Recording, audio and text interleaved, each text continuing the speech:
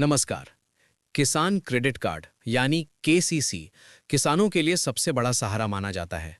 कम ब्याज पर लोन, आसान प्रक्रिया और खेती के खर्चों के लिए तुरंत पैसा। लेकिन बड़ा सवाल तब खड़ा होता है जब किसान समय पर कर्ज नहीं चुका पाता। क्या ऐसी स्थिति में बैंक उसकी जमीन नीलाम कर सकता है?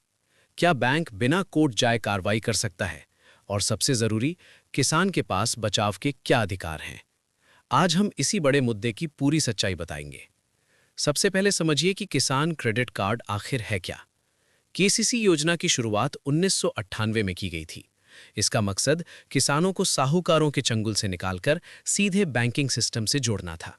इस कार्ड के जरिए किसान खाद, बीज, सिंचाई, मजदूरी और खेती के दूसरे खर्चों के लिए जरूरत के मुताबिक पैसा निकाल सकता है। ये एक फ्लेक्सिबल लोन सुविधा है जिसमें हर बार नया आवेदन करने की जरूरत नहीं पड़ती। पुराना कर्ज चुकाइए और नया लोन पाइए। अब बात करते हैं रकम और ब्याज की। आमतौर पर किसानों को 50,000 से 3 लाख रुपए तक का लोन दिया जाता है। कई मामलों में जमीन, फसल और पात्रता के आधार पर यह रकम ज्यादा भी हो सकती है। अगर किसान समय पर भुगतान करता है तो ब्याज में सब्सिडी मिलती है और प्रभावी ब्याज दर करीब 4% तक आ सकती है। यानी ये देश के सबसे सस्ते लोन विकल्पों में से एक है। लेकिन अगर किसान लोन नहीं चुका पाए तो क्या होता है? सबसे पहले बैंक नोटिस भेजता है, रिमाइंडर दिए जाते हैं। अगर 90 दिनों तक भुगतान नहीं होता तो खाता एनपीए यानी नॉन परफॉर्मिंग असेट घोषित हो सकता है।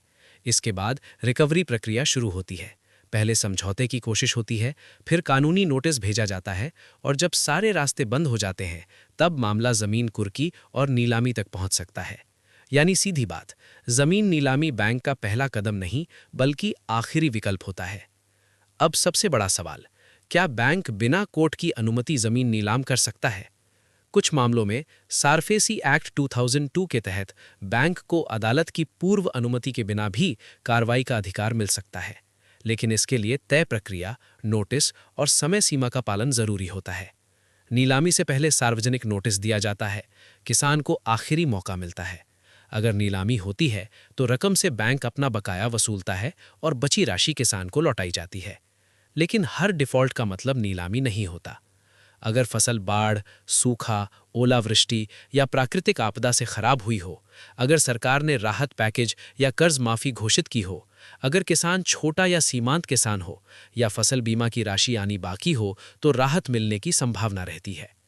अब जानिए किसान के पास बचाव के क्या रास्ते हैं।